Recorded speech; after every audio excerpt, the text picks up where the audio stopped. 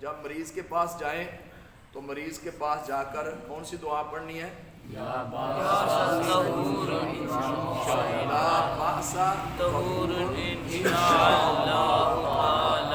یہ سنت مبارکہ ہے۔ ایک اور حدیث پاک تاکہ ہمیں مریض کی عیادت کا پتہ چلے کہ ثواب کتنا ہے۔ سبحان اللہ۔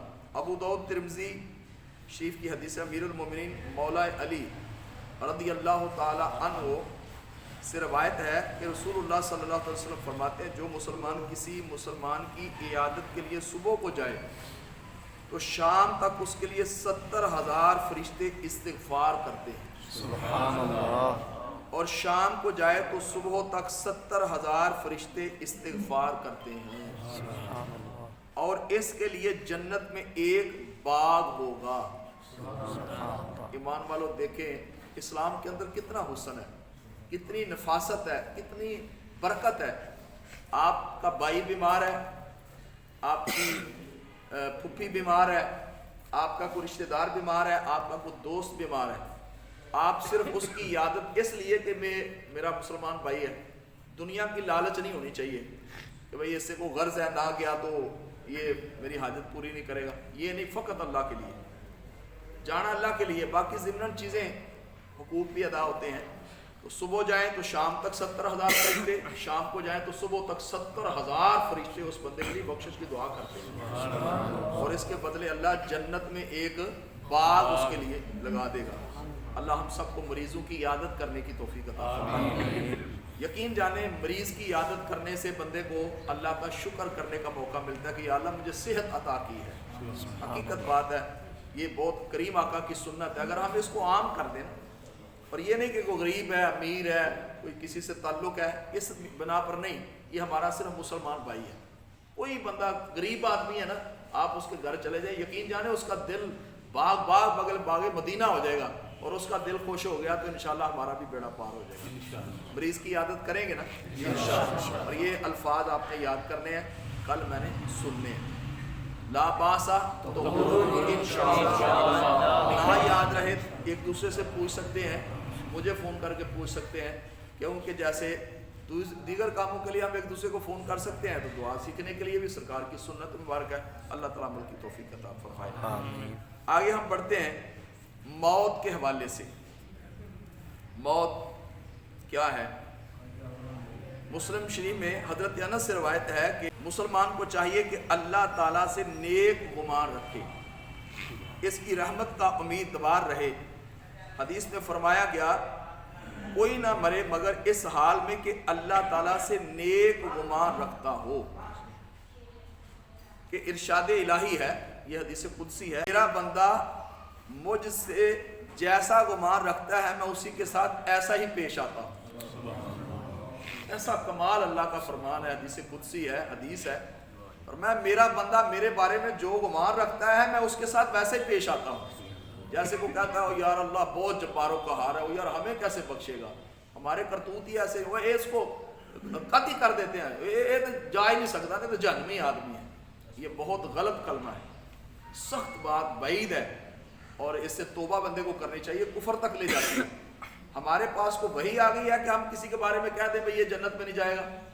جو مسلمان ہے کلمہ وہ ہے، اس نے کلمہ پڑھا ہے، وہ جنت میں جائے گا۔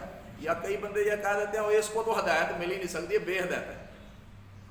بھئی آپ کو کوئی نص آ گئی ہے کہ آپ کو کوئی سرکار نے فرما دی ہے کہ بھئی یہ بندہ جو ہے نا ایسا ہی رہے گا؟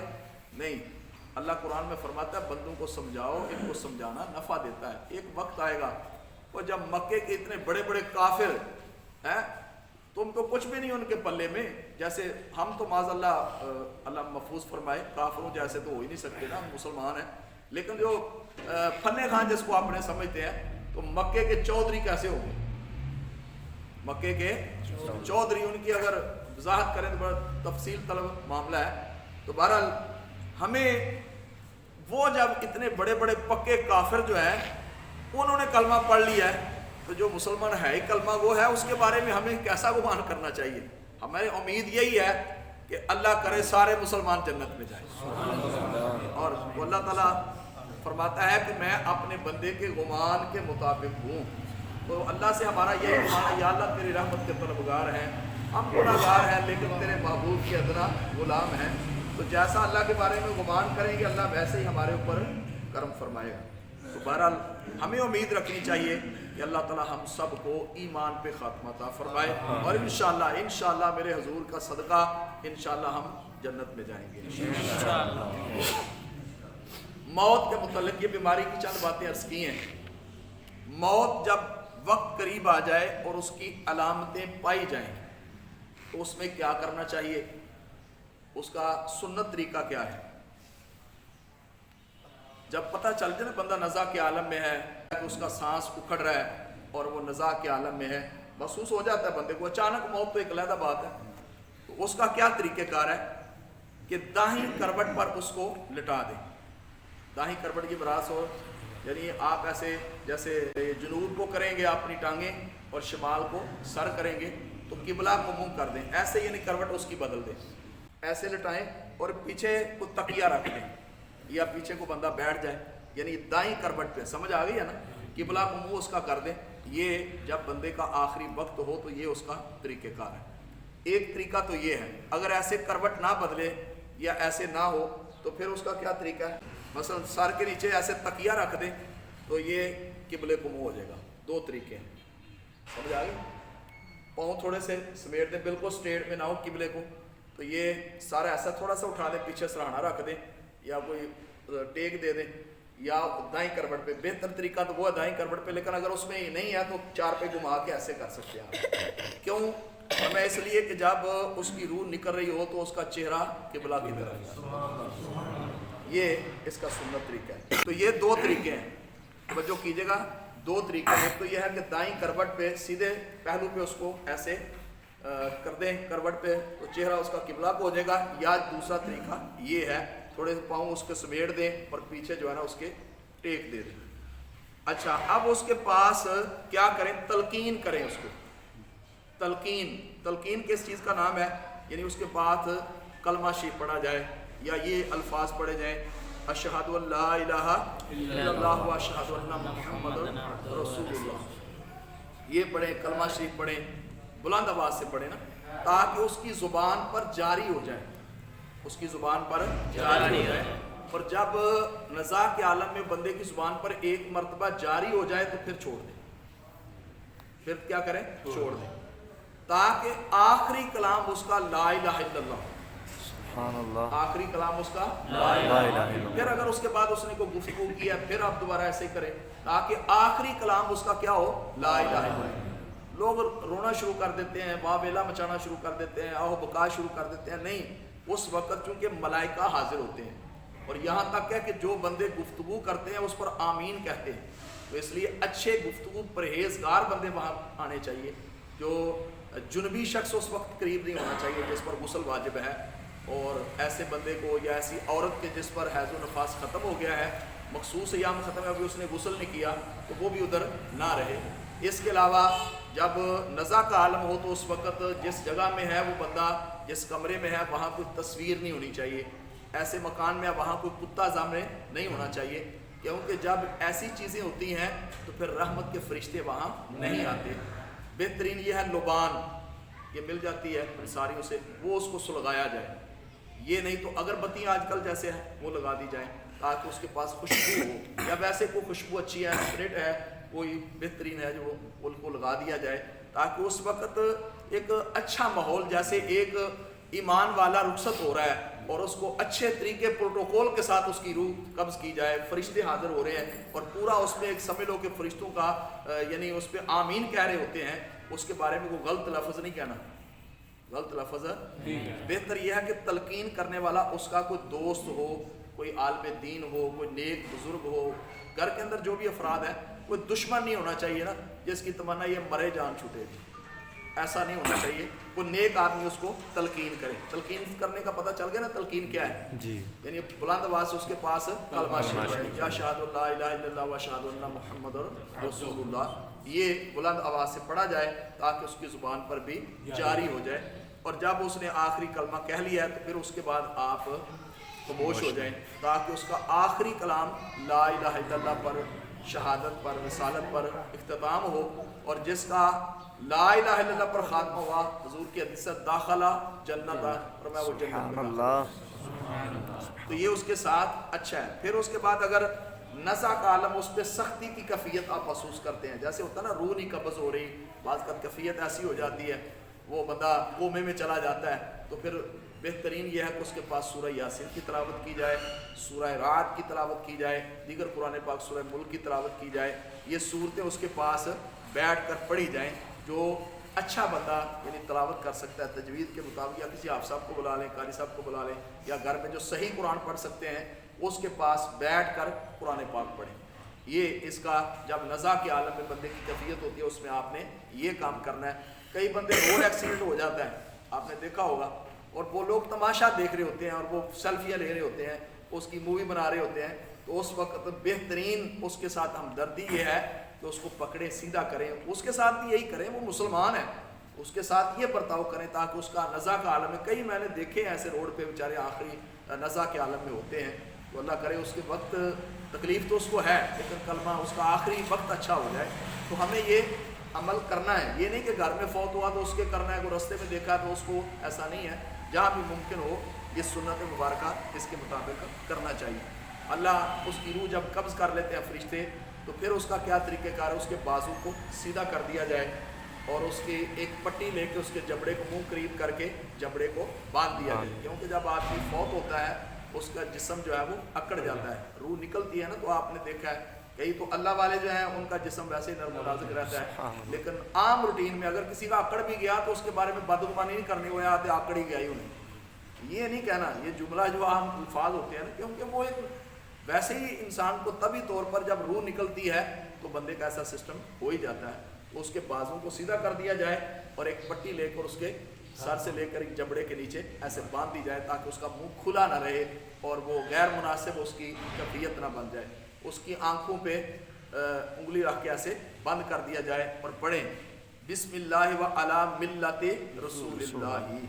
इतना भी याद कर लें, आगे भी दुआ है लेकिन इतना ही आपको बिस्मिल्लाह व अला मिल्लति रसूलिल्लाह बिस्मिल्लाह व अला मिल्लति रसूलिल्लाह। आगे भी अल्फाज हैं लेकिन कम से कम इतने अल्फाज। क्या मतलब है? अल्लाह के नाम के साथ और रसूलुल्लाह सल्लल्लाहु अलैहि वसल्लम की मिल्लत पर इसकी आंखें बंद कर रहे हैं, इसकी आंखें बंद कर रहे हैं। तो ये इस तरीके से उसके साथ करें। फिर उसकी टांगें बिल्कुल सीधी कर दें, टांगें सीधी कर दें और उसका चेहरा जो है वो किबला की तरफ कर दें। कोशिश करें थोड़ा सा मूव करके, ऐसा ना हो कि बहुत ही उसको खींच के करें, क्योंकि मैंने कई ऐसी मैयतें भी देखी हैं जनाजा पढ़ते हुए। मैंने ज़िंदगी में 2 बंदे ऐसे देखे, जनाजा पढ़ा मैं तो डर गया उनका चेहरा किबला से फिरा हुआ था। ये नेक फाली की अलामत नहीं है, क्योंकि यहाँ मरते वक्त भी आपने देखा है कि उसका चेहरा किबला की तरफ करना चाहिए, कब्र में उतारते वक्त भी कहते हैं मुंह चेहरे किबले ਨੂੰ कर दो। तो जिसका ना किया जाए अज़ाब के बाद वो अज़ाब अकड़ जाते हैं ना, तो अगर वो अकड़ गया तो ऐसे रहा तो बहुत अच्छी कैफियत नहीं होती, यानी बड़ा एक गैर मुनासिब सा सिलसिला होता है। तो इसलिए उसका चेहरा को किबले को थोड़ा मूव कर दें। अगर नहीं होता तो फिर सीधा ही उसका रहने दें, या कोई नीचे चीज़ रख के जैसे पहले कहा करबड़ के बल ले दें, तो ऐसे कर दें, आंखें बंद कर दें और ये दुआ पढ़ें। उसके बाद उसके पेट पर कोई लोहे वाली या मट्टी वाली कोई चीज़ वजनी रख दें। मिसाल के तौर पर 2 किलो का बाट रख दें, या इस तरह किलो का, या कोई ऐसी वजनी चीज़ घर में होती है, बाट वगैरह होते हैं या पत्थर की कोई चीज़ होती है, उसके पेट पर रखते हैं। क्योंकि जब बंदा फौत होता है तो उसके अंदर हवा जाने का खदशा होता है और उसका पेट फूलने का खदशा होता है। तो ये सुन्नत तरीका, बेहतर तरीका ये है कि उसके पेट पर को वजनी चीज़, बहुत ज़्यादा वजनी को 2 मन का बट्टा उठा कर रख दें, नहीं, यानी 10 किलो, 5 किलो, 2 किलो, 3 किलो, जैसे मुनासिब आप समझते हैं, ताकि उसके पेट पर हल्का सा वज़न रहे और फूले ना। तो ये उसका पेट पर रखने का है। मैयत के सारे बदनों को किसी कपड़े से छुपा दें, यानी उसको ढांप दें।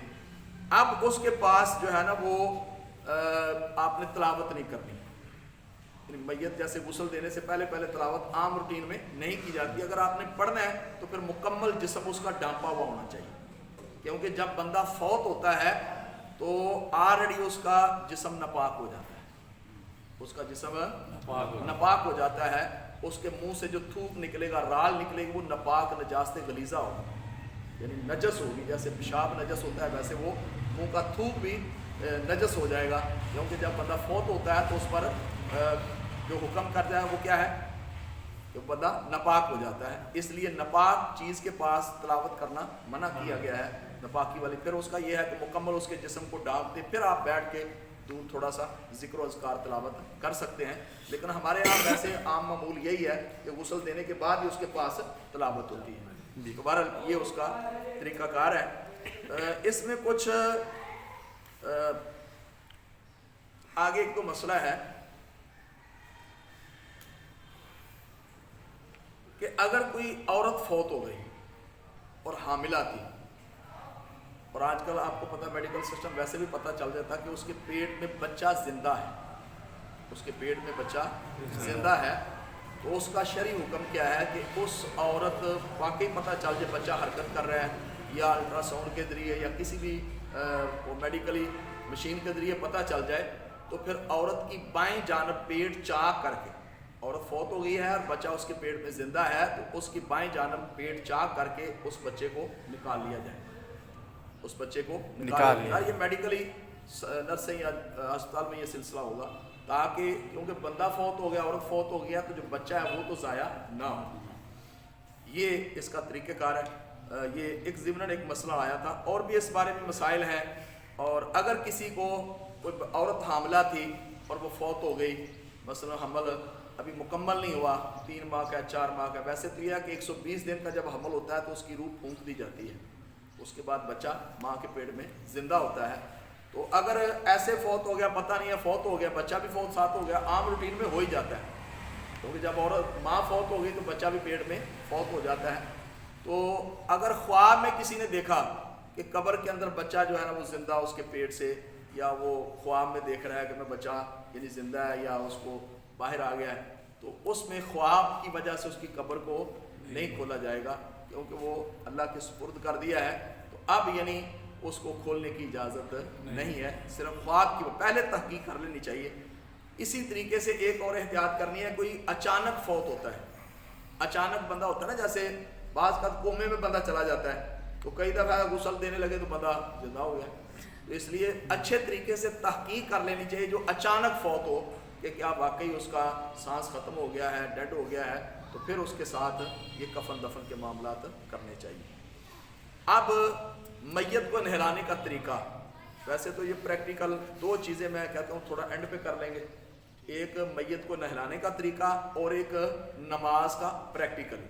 یہ آخری یہاں میں اس میں کچھ کفریہ کلمات کے بارے میں تو 2 دن رکھ لیں گے، اجتماعی طور پہ اس میں ہو جائے گا.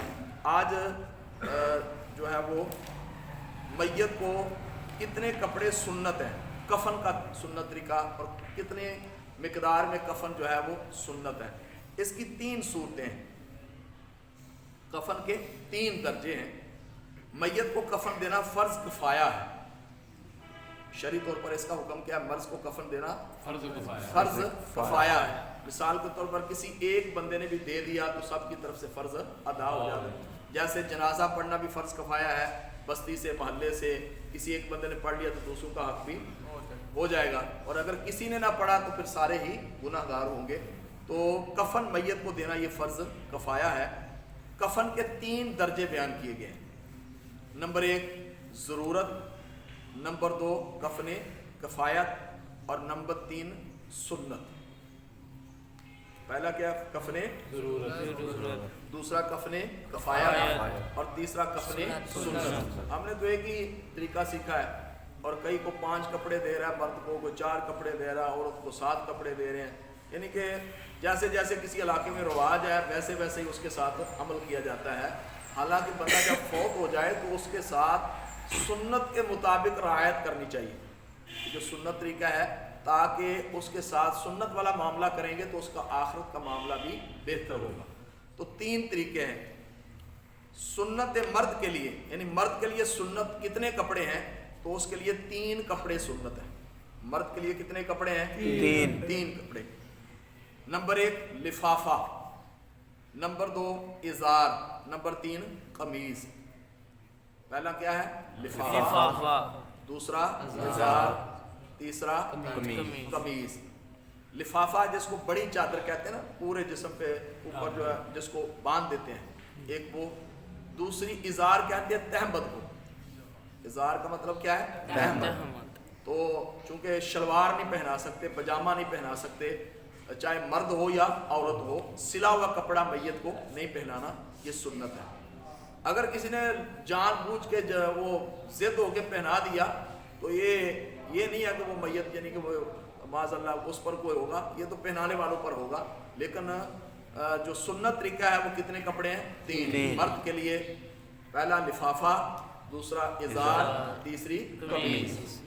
लिफाफा बड़ी चादर को कहते हैं, इजार यानी तहमद को कहते हैं, और कमीज ये जो और गले में काट के जो है ना वैसे डालते हैं। तो ये 3 है।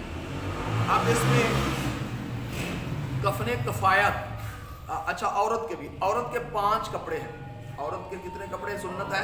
5। 3 यही मर्द वाले, लिफाफा, इजार और कमीज। 2 कपड़े जायद हैं। एक औरत के लिए ओढ़नी, दुपट्टा जो होता है, और 5वां है सीना बंद। 5वां क्या है? सीना। उसके सीने के ऊपर जो है वो कपड़ा ऐसे फोल्ड करके, उसका तरीक़ेकार आगे बताता हूँ कि किस तरीके से उसको फोल्ड करना है। तो ये सुन्नत तरीका या सुन्नत कपड़े, मर्द के लिए 3 कपड़े हैं, औरत के लिए 5 कपड़े हैं। मर्द को 3 से ज़्यादा नहीं दे सकते, औरत को 5 से ज़्यादा नहीं दे सकते। ये सुन्नत तरीका है। जायद करेगा तो वो एक इसराफ होगा, उसका कोई फ़ायदा नहीं। आगे कफने कफायत, मर्द के लिए 2 कपड़े। जैसे नहीं कोई काम चलता, 3 नहीं है तो फिर कितने को होने चाहिए? 2 चलो कफायत कर देंगे। और औरत के लिए 3, लिफाफा, इजार और ओढ़नी, या लिफाफा, कमीज और ओढ़नी। कफने ज़रूरत कितना है? वो जितना मुयस्सर आ जाए। कफने ज़रूरत कितना है? जितना मुयस्सर आ जाए। आपको ऐसा नहीं है, लेकिन जैसे ग़ज़वा उहद के मौका पर सहाबा कराम शहीद हुए, सईद शुहदा मीर हमज़ा रज़ी अल्लाह तआला अन्हु, एक और सहाबी रसूल, जब आपको वो एक ही चादर में कफन दिया गया ना, और एक ही चादर थी, अगर उसको सर की तरफ खींचते थे पाँव नंगे हो जाते थे, और पाँव की तरफ पूरा करते तो सर नंगा हो जाता। सरकार की बारगाह में अर्ज़ किया, या रसूल अल्लाह अब क्या करें? तो सरकार ने सलाम ने फरमाया, सईद शुहदा मीर हमज़ा को एक ही चादर में कफन दे दें और सर को ढाँप दें, और पाँव की जो इसखर घास थी फरमाया वो डाल दें। अब तसव्वुर करें कि सहाबा की कुर्बानियाँ कैसे हैं कि कफन पहनाने के लिए कपड़े भी पूरे नहीं हैं, तो लेकिन उनकी शहादतें, सुभान अल्लाह, क्या उनका अल्लाह ने मकाम उनको अता फरमाया है, कैसी उनकी कुर्बानियाँ हैं। तो बार कफने कफायत कितना है? जितना भी किसी जगह पे और नहीं मिल रहा, जितना भी कफायत उसके जिस्म को ढांपने के लिए काफ़ी हो जाए, वो कफने कफायत है। अब मर्द के लिए, अब कफन के हवाले से कई लोग जो है वो क्या करते हैं, उन लोगों से मांगते हैं। बाज़ मुहताज कफन ज़रूरत पर कादिर होते हैं मगर कफन मसनून मुयस्सर नहीं, वो कफन मसनून के लोगों से सवाल करते हैं, ये नाजायज़ है। ये मैयत को कफन देने के लिए कफरे ज़रूरत है और उसे कफन मसनून नहीं है, यानी 3 कपड़े नहीं हैं, 2 हैं, तो जितने हैं उतने के साथ ही उनको दफना दिया जाए। लोगों से सवाल करने की इजाज़त नहीं है। हाँ, अगर अपनी मर्ज़ी से कोई मुसलमान डोनेट कर देता है, हदिया कर देता है, सदका कर देता है, तो फिर वो अच्छी बात है। आ जाए बेटा, बैठे। तो ये किसी से सवाल करने की इजाज़त नहीं है। इसके अलावा अब कफन पहनाने का तरीका, मैयत को गुस्ल देने का तरीका मैंने अर्ज़ किया ना, आखिर में अर्ज़ कर दूंगा। तो ये मैयत के लिए कितने कपड़े थे? मर्द के लिए 3, औरत के लिए 5, इससे ज़्यादा नहीं करना। हमारी कई ख़वातीन देहातों के अंदर या शहरों में भी होता है, वो ज़िद करती हैं, नहीं जी इसको नीचे से एक सूट सिला कर पहना, ये खिलाफ सुन्नत है, ये इसकी हाजत नहीं है, लिहाजा उसको ज़ायद 5 कपड़ों से ज़्यादा पहनाने की इजाज़त नहीं। अब इनकी मिकदार कितनी, लंबाई कितनी होनी चाहिए, यानी 3 कपड़े या 5 कपड़े हैं इनकी, मर्द या औरत के कपड़े जो हैं इनकी कितनी लंबाई होनी चाहिए, चौड़ाई कितनी होनी चाहिए। सबसे पहले तो यह है कि जब आप कफन खरीदने जाएं तो उसमें क्या रायत करनी है, उस दर्जे का कफन ले जैसा वो मैयत दुनिया के अंदर कपड़े पहना करती है। مثال کے طور پر اگر متوسط درجے کے کپڑے پہنتی ہے تو اس درجے کا ہی کفن اس کا خریدا جائے.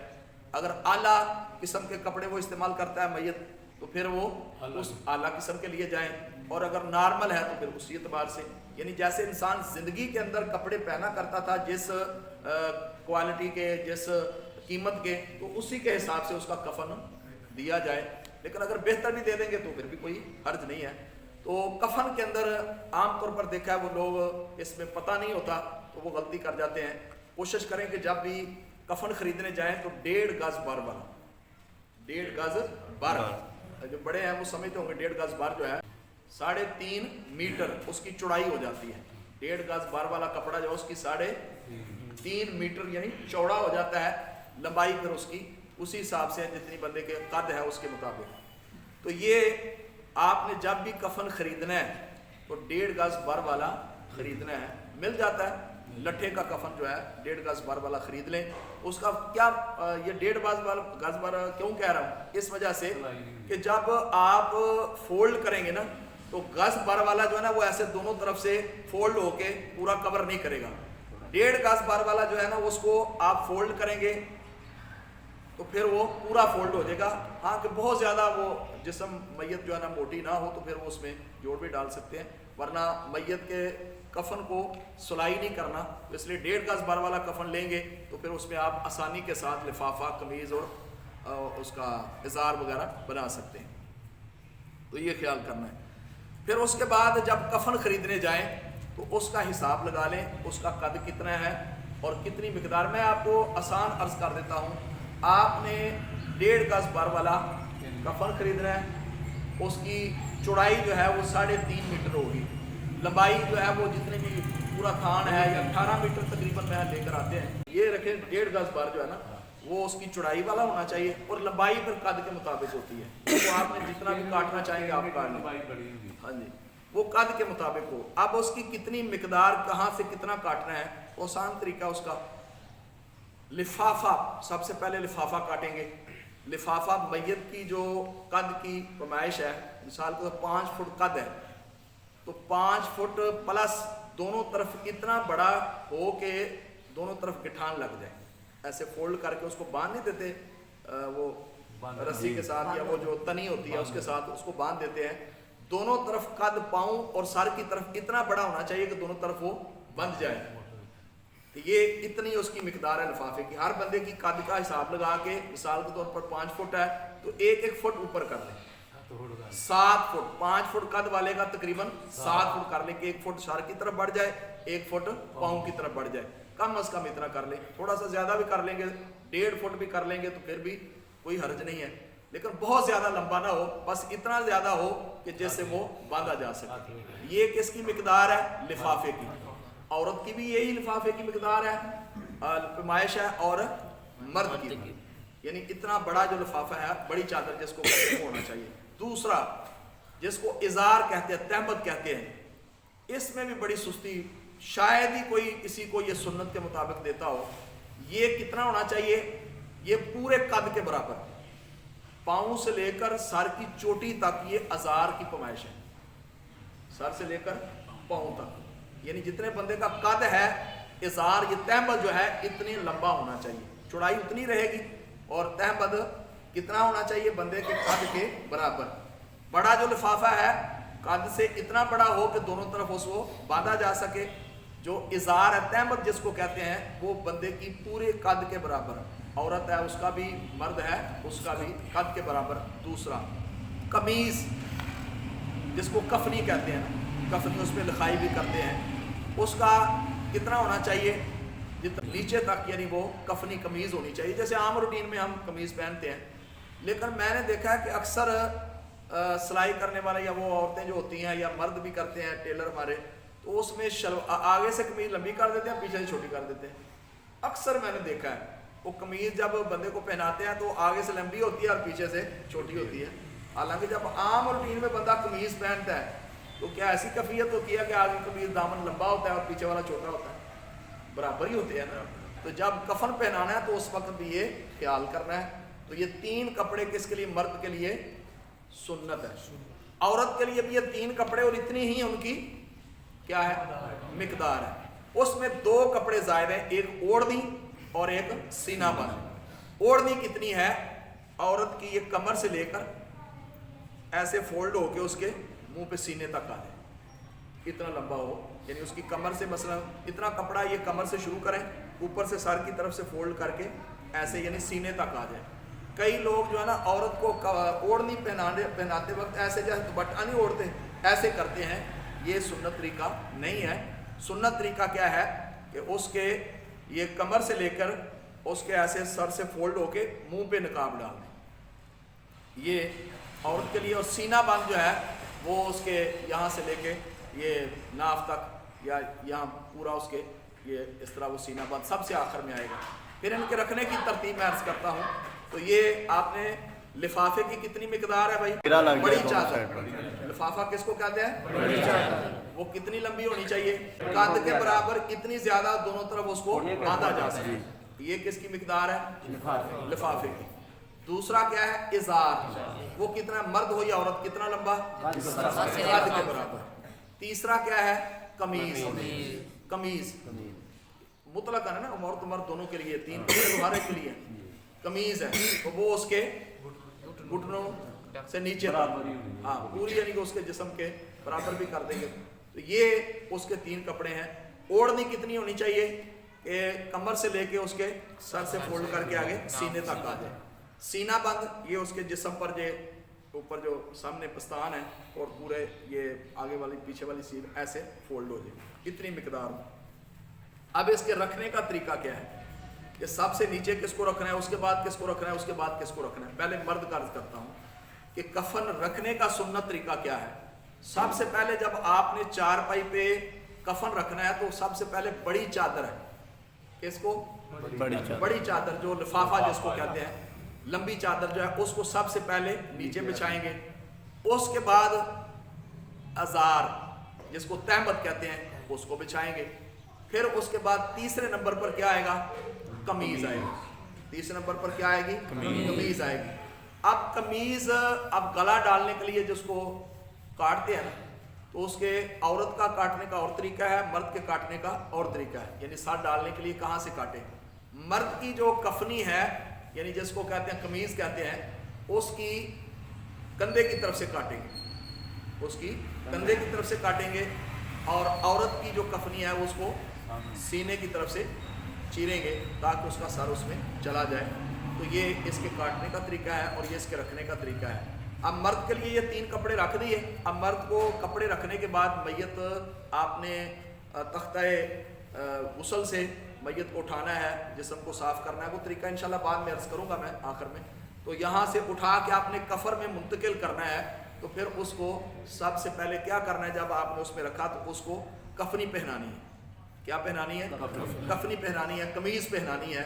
तो वो कमीज आ रहा है, नीचे आएगी, ऊपर वाला उसके गले में डाल के कर दे। फिर उसके बाद क्या करना है, फिर उसके बाद तहमद यानी चादर जो दूसरी चादर है उसको फिर करें। पहले क्या करना है,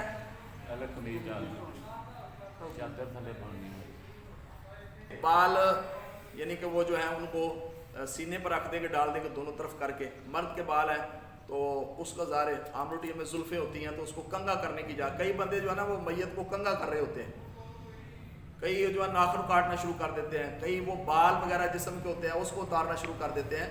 तो याद रखिएगा, मैयत के फौत होने के बाद, मैयत कहते हैं उसको जो फौत होए, मैयत को ना उसके नाखून काट सकते हैं, ना जिस्म के गैर ज़रूर बाल उसके काट सकते हैं, ना उसको कंगा कर सकते हैं। जीनत वाला कोई काम उसके साथ नहीं करना, कंगा करने की इजाज़त नहीं है।